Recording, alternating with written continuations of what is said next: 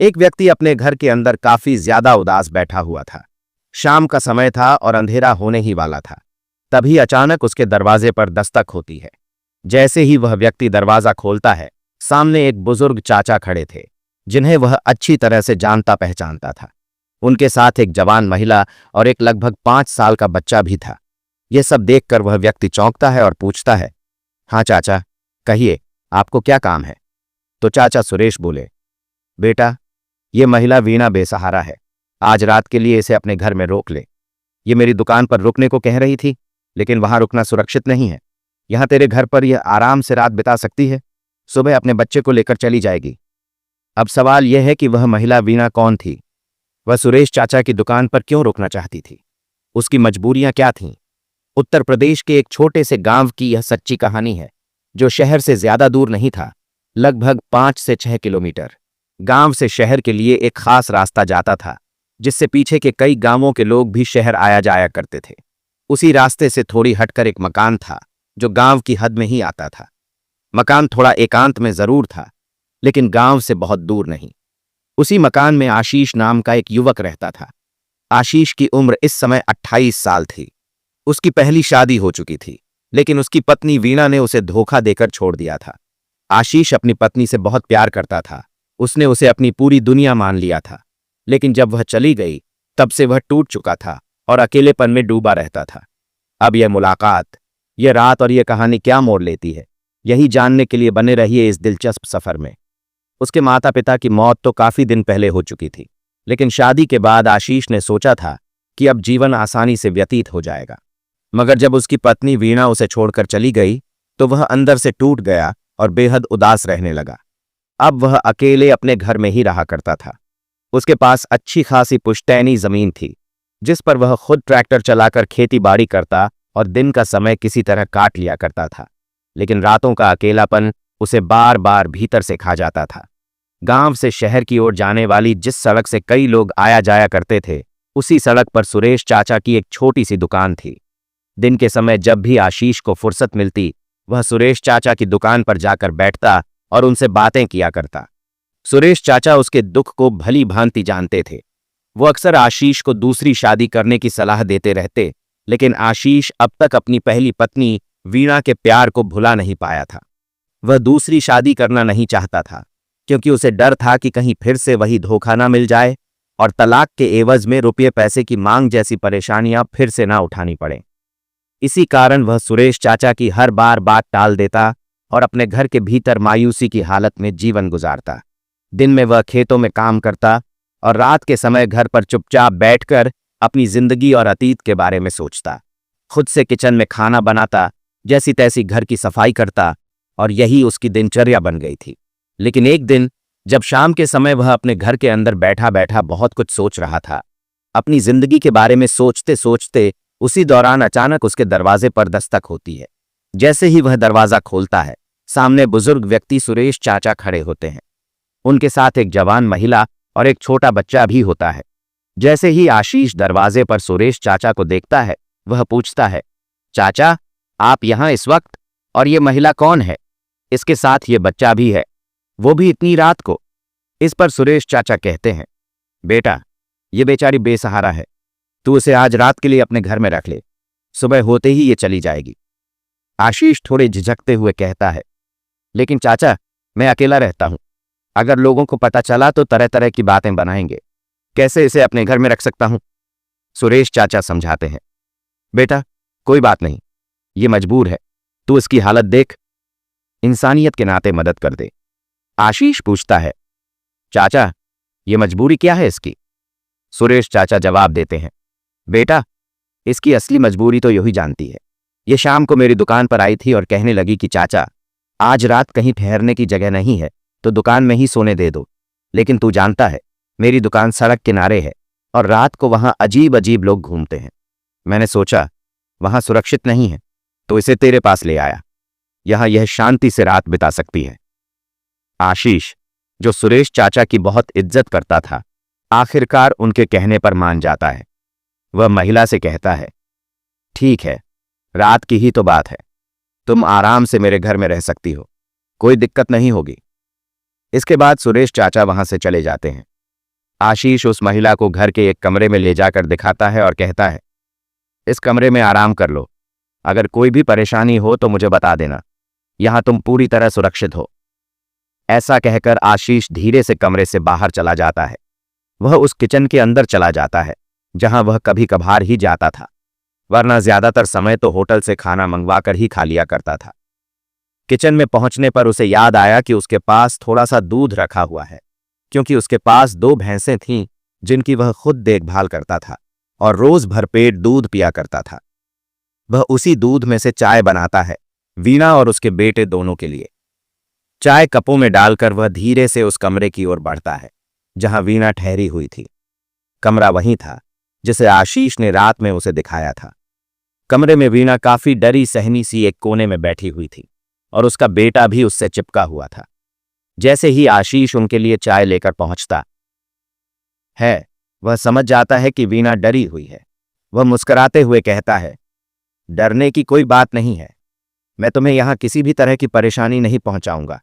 शायद चाचा ने ठीक से बताया नहीं होगा, लेकिन मैं ऐसा इंसान नहीं हूं। तुम आराम से रह सकती हो। इतना कहकर वह चाय उन्हें थमा देता है और फिर बिना कोई और सवाल किए अपने कमरे में चला जाता है।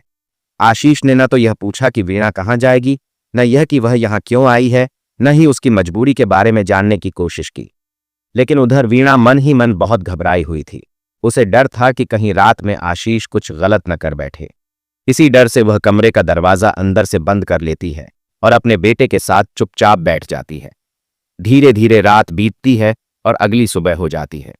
आशीष की आंखें देर से खुलती हैं, लेकिन उठते ही वह घर के माहौल में एक अलग सी रौनक महसूस करता है। जिस घर को उसने कई दिनों से ठीक से साफ नहीं किया था, वह एकदम चमक रहा था। वीणा ने सुबह सुबह उठकर पूरे घर की सफाई कर दी थी। किचन भी पूरी तरह से साफ सुथरा हो चुका था। हालांकि सफाई करते वक्त थोड़ी हलचल और शोर जरूर हुआ था, लेकिन आशीष की गहरी नींद में वह जागा नहीं। अब उसके घर में एक नई सुबह का एहसास था। साफ सफाई, हलचल और कुछ बदलता हुआ सा माहौल। लेकिन वीणा ने यह काम पूरी खामोशी से किया था। जैसे ही आशीष उठता है, वीणा उसके लिए चाय बनाकर ले आती है और मुस्कुराते हुए कहती है, यह लीजिए, आपके लिए चाय है। अब मैं थोड़ी देर में यहां से निकल जाऊंगी। आशीष जब आंखें खोलकर घर की हालत देखता है तो वह पूरी तरह से हैरान रह जाता है, क्योंकि उसका घर इतना साफ सुथरा उसने आखिरी बार तब देखा था जब उसकी पत्नी उसके साथ रहा करती थी और उनका जीवन खुशियों से भरा हुआ था। यह सब देखकर आशीष को अपनी बीती जिंदगी और अपनी पत्नी की याद आ जाती है। उसकी नजर अनायास ही वीणा पर टिक जाती है। वीणा उस समय अपने बेटे के लिए चाय ले जा चुकी होती है और उसे धीरे धीरे उठाकर कह रही होती है, बेटा चलो उठो, आज हमें अपने लिए कोई काम ढूंढना है, नहीं तो हमारे सिर से छत भी चली जाएगी। वह अपने बेटे को प्यार से उठाने की कोशिश करती है। इधर आशीष के मन में लगातार कई विचार आने लगते हैं। वह सोचने लगता है कि वीणा को काम की जरूरत है और साथ ही सिर छुपाने के लिए जगह भी, तो क्यों न वह उसे अपने घर पर ही काम पर रख ले। वह घर की सफाई कर सकती है, खाना बना सकती है और इसी बहाने इस बड़े से घर में रह भी सकती है। आशीष को भी किसी अपने की जरूरत है, कोई जो उसके खालीपन को थोड़ा कम कर सके। यह सोचते हुए वह वीणा के कमरे की ओर बढ़ता है। वीणा जब आशीष को अपनी ओर आते हुए देखती है तो वह भी उसकी तरफ देखने लगती है। आशीष के पास पहुंचते ही वीणा कहती है, आपका बहुत बहुत धन्यवाद जो आपने हमें एक रात के लिए अपनी छत के नीचे आश्रय दिया। आशीष मुस्कुराकर जवाब देता है, हाँ वो तो ठीक है, लेकिन यह जो पूरे घर की सफाई हुई है, क्या तुमने की है? वीणा धीरे से सिर हिलाकर कहती है, हाँ मैंने ही की है। आपने हमें अपने घर में रुकने की जगह दी, तो यह मेरा फर्ज बनता था कि आपके लिए कुछ करूं। घर बहुत गंदा था और मुझे गंदगी बिल्कुल भी अच्छी नहीं लगती। इतना कहकर वीणा जाने की आज्ञा लेने लगती है, लेकिन तभी आशीष उसे रोकते हुए पूछता है, तुम अब कहां जाओगी और आगे का क्या सोचा है? हालांकि आशीष को सब पता था, फिर भी वह बातों को आगे बढ़ाने के लिए पूछता है। वीणा बताती है, अब मैं अपने लिए कोई काम ढूंढूंगी, कोई ऐसा काम जिससे मैं अपने और अपने बेटे के लिए 2 वक्त की रोटी कमा सकूं, ताकि हम भी इस दुनिया में चैन से जी सकें। अब इस बात को सुनकर आशीष उससे कहने लगता है, अगर ऐसी बात है तो तुम यहीं मेरे पास काम कर लो। मेरे पास 2 भैंसें हैं, खेती बाड़ी का भी काम है, तुम जितना चाहो उतना काम कर सकती हो। ऊपर से मैं तुम्हें रहने के लिए भी जगह दे दूंगा और जितनी सैलरी चाहिए वो भी दे दूंगा। अब जो वीणा थी उसे वैसे भी कहीं काम की तलाश थी और यहां उसे एक सुरक्षित माहौल महसूस हुआ। आशीष का व्यवहार उसने एक ही रात में समझ लिया था। न तो आशीष ने उसके साथ कोई गलत बात की और न ही उसके करीब आने की कोशिश की। इसी कारण वह भी यहीं रुकने के लिए तैयार हो जाती है और आशीष भी उसे अपने घर पर रखने का फैसला कर लेता है। इसके बाद वीणा पूरे मन से घर का काम करने लगती है। वह समय पर आशीष को खाना देती, घर की सफाई करती और सब कुछ व्यवस्थित रखती।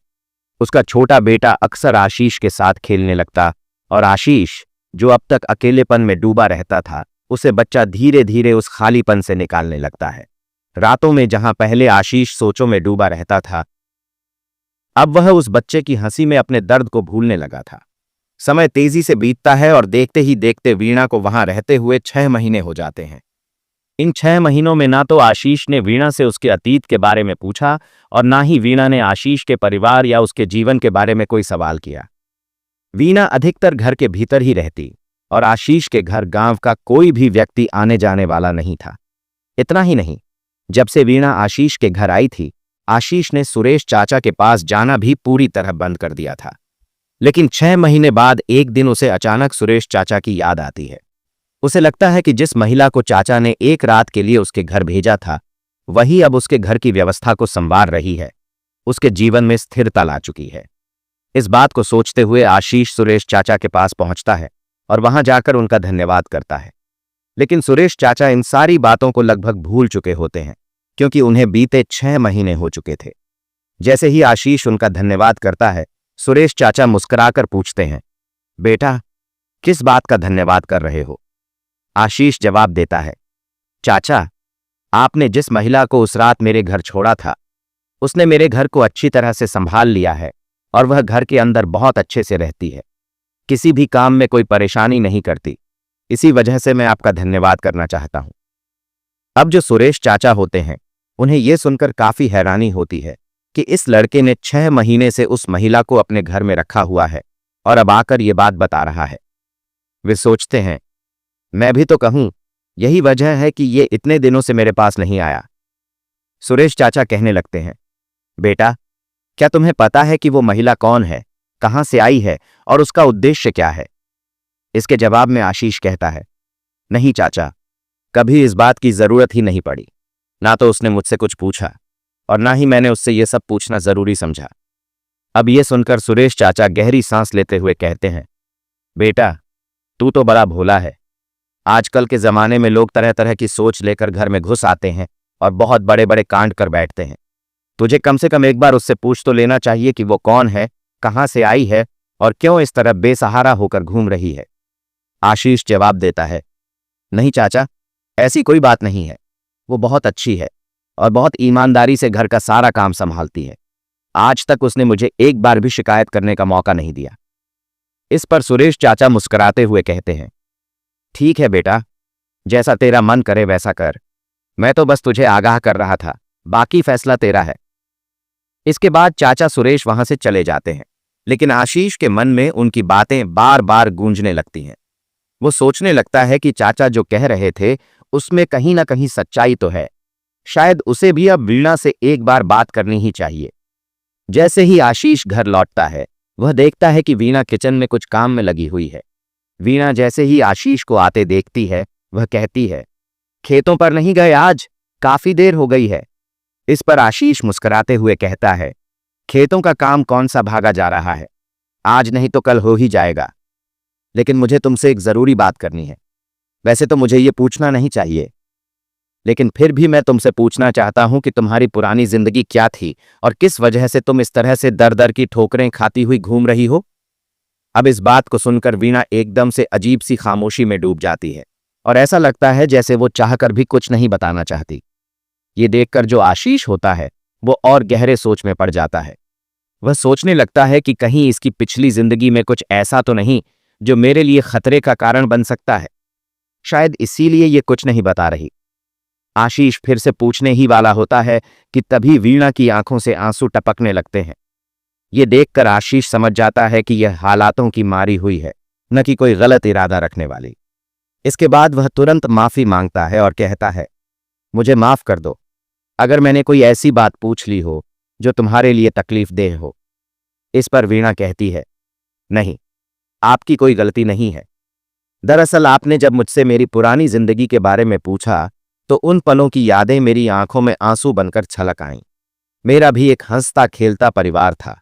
मेरे पति मुझसे बहुत प्यार करते थे और मेरे बेटे का बहुत ख्याल रखते थे।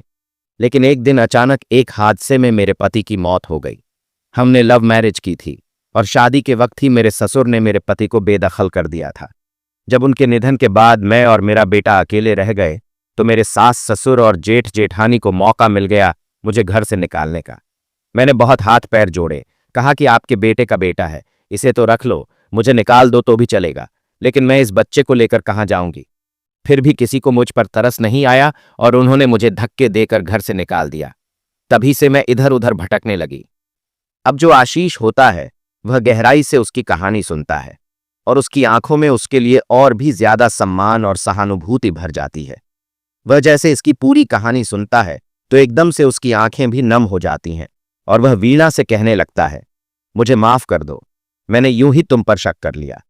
इसके बाद वीणा कहती है, कोई बात नहीं, जो हो गया उसे भूल जाओ। आप अब खेतों के काम के लिए जाइए, मैंने आपके लिए खाना बना दिया है। ऐसा कहकर वीणा उसे खेतों के काम पर भेज देती है और आशीष भी खाना खाकर खेतों की ओर निकल जाता है। अब जो आशीष होता है उसे भी वीणा की कहानी कहीं ना कहीं अपनी जैसी लगती है। इसी वजह से वो उसकी तरफ धीरे धीरे आकर्षित होने लगता है और उसके दिल में उसके लिए प्यार पनपने लगता है। लेकिन इस बार प्यार करने से पहले वह उसकी पुरानी जिंदगी के बारे में थोड़ा और जानना चाहता है। एक दिन सुबह सुबह वह उस जगह के लिए निकल पड़ता है जिसके बारे में वीणा ने उसे बताया था। वहां जाकर आशीष को पता चलता है कि वीणा ने जो भी कुछ कहा था वह सब सच था। वह वास्तव में पूरी तरह से बेसहारा है। ये सब जानने के बाद आशीष वापस अपने घर लौट आता है। एक दिन और बीत जाता है। अगले दिन सुबह जैसे ही उसकी आंख खुलती है वह देखता है कि गांव के कुछ लोग उसके घर की ओर आ रहे हैं। यह देखकर उसे बहुत हैरानी होती है क्योंकि वह जानता है कि इस रास्ते से सिर्फ उसके घर ही जाया जा सकता है। वह सोचने लगता है कि आखिर इतनी सुबह ये लोग मेरे पास क्यों आ रहे हैं। उधर जो भीड़ होती है धीरे धीरे आशीष के घर तक पहुंच जाती है। उनमें गांव के कुछ बड़े और प्रभावशाली लोग भी होते हैं। वो एकदम से आशीष को घेर लेते हैं और धमकाने लगते हैं, तू जो कुछ कर रहा है ये सब बंद कर दे, ये गांव के लिए ठीक नहीं है, लोगों पर इसका गलत असर पड़ रहा है और तुझे ऐसा नहीं करना चाहिए। अब आशीष सोच में पड़ जाता है कि आखिर उसने ऐसा क्या कर दिया है जो गांव वालों को बुरा लग रहा है। तभी भीड़ में से एक आदमी आगे आता है और कहता है, कर क्यों नहीं दिया तूने? तू अपने घर में एक जवान औरत को रखे हुए है, ये बिल्कुल ठीक नहीं है। इससे गांव में गलत मैसेज जा रहा है, तुझे उसे घर से निकालना होगा। यह सुनते ही आशीष को पूरा मामला समझ में आ जाता है। दरअसल वह जो सुरेश चाचा से बात करके आया था वही बात अब गांव में फैल चुकी थी और लोग इसी बात से भड़के हुए थे और लोग आपस में इस बात को लेकर गहन सोच विचार करने लगे थे। इसी वजह से ये लोग आशीष के पास आए थे कि वह इस महिला को अपने घर में नहीं रख सकता क्योंकि न तो उसकी कोई संबंधी है और न ही उससे उसकी शादी हुई है। उधर जो वीणा होती है वह भी इन सभी बातों को सुन लेती है और सुनते ही उसकी आंखों से आंसू टपकने लगते हैं। तभी आशीष उन लोगों से कहने लगता है, देखो, मैंने इसे अपने घर पर काम पर रखा है, यह मेरे घर का काम करती है और इससे ज्यादा कुछ भी नहीं है।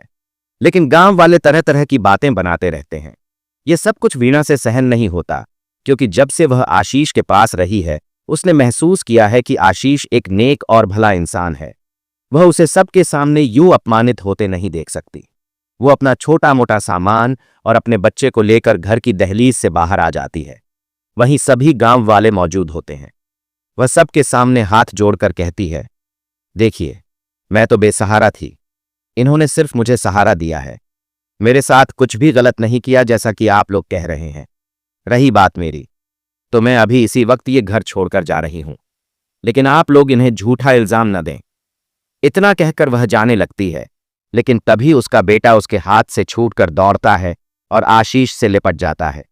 यह दृश्य देखकर आशीष का दिल भर आता है और वह खुद को रोक नहीं पाता। वह कहता है, वीणा, कहीं मत जाओ, तुम्हें कहीं जाने की जरूरत नहीं है। अगर यह समाज इसे गलत मानता है तो मैं तुमसे शादी करने को तैयार हूं, बस तुम्हें इसकी सहमति देनी होगी। वीणा, जो अपने बेटे की तरफ देख रही थी, अब आशीष की तरफ देखने लगती है। थोड़ी देर सोचने के बाद गांव का एक व्यक्ति आगे आता है और कहता है, अगर तुम इसे अपने साथ रखना चाहते हो तो इससे शादी कर लो, फिर हमें कोई आपत्ति नहीं होगी। इसके बाद वीणा सिर हिलाकर हामी भरती है। आशीष तुरंत अपने घर के पूजा घर की ओर दौड़ता है, वहां से सिंदूर लाता है और सीधा वीणा की मांग में सिंदूर भर देता है। फिर वह मुस्कुराकर कहता है, अब तो कोई परेशानी नहीं है ना? ये मेरी पत्नी है और इस बच्चे को मैं अपने बच्चे की तरह पालूंगा।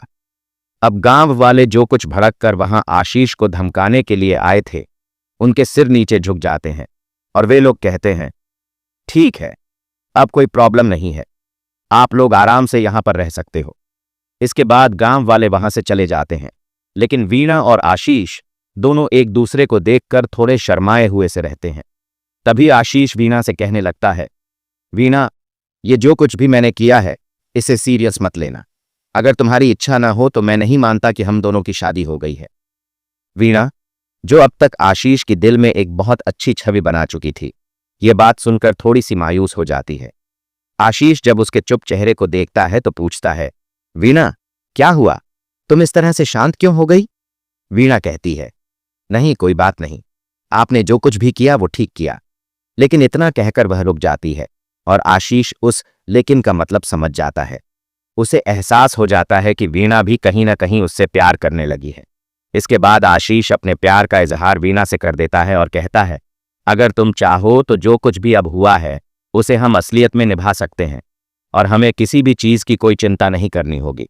वीणा, जो पहले ही अपने दिल में आशीष को अपना मान चुकी थी, क्योंकि उसने उसके कठिन समय में उसका साथ दिया था, वह भी इस बात की अनुमति दे देती है। इसके बाद आशीष और वीणा गांव वालों की उपस्थिति में दोबारा से अच्छे तरीके से शादी करते हैं और एक साथ अपना जीवन व्यतीत करने लगते हैं। शादी के बाद वीणा को आशीष की पिछली जिंदगी के बारे में पता चलता है कि वो अपनी पहली पत्नी से बहुत प्यार करता था, लेकिन उसने उसे धोखा दे दिया और छोड़कर चली गई। उसकी भावनाओं की कोई कदर नहीं की। उसके बाद वीणा उसे पूरे दिल से प्यार देने लगती है। दोनों खुशी खुशी अपना जीवन जीने लगते हैं। वीणा का छोटा बेटा अब एक अच्छे स्कूल में पढ़ रहा है और आशीष व वीणा एक सच्चे, शांत और प्यारे परिवार की तरह अपनी जिंदगी को आग बढ़ा रहे हैं। तो दोस्तों, यह थी आज की कहानी। आपको कहानी जैसी भी लगी हो कमेंट सेक्शन में जरूर बताइएगा। अगर वीडियो अच्छी लगी हो तो वीडियो को लाइक करें और चैनल को सब्सक्राइब जरूर करें, ताकि हमें हौसला मिले आपके लिए ऐसे ही और कहानियां लाने का। इन कहानियों को सुनाने का उद्देश्य किसी की भावनाओं को ठेस पहुंचाना नहीं है, बल्कि आप इनसे कुछ न कुछ सीख सकें और अपने जीवन में अच्छी बातें उतार सकें, यही मकसद है। मिलते हैं अगले वीडियो में एक नए टॉपिक के साथ। तब तक के लिए जय हिंद, जय भारत।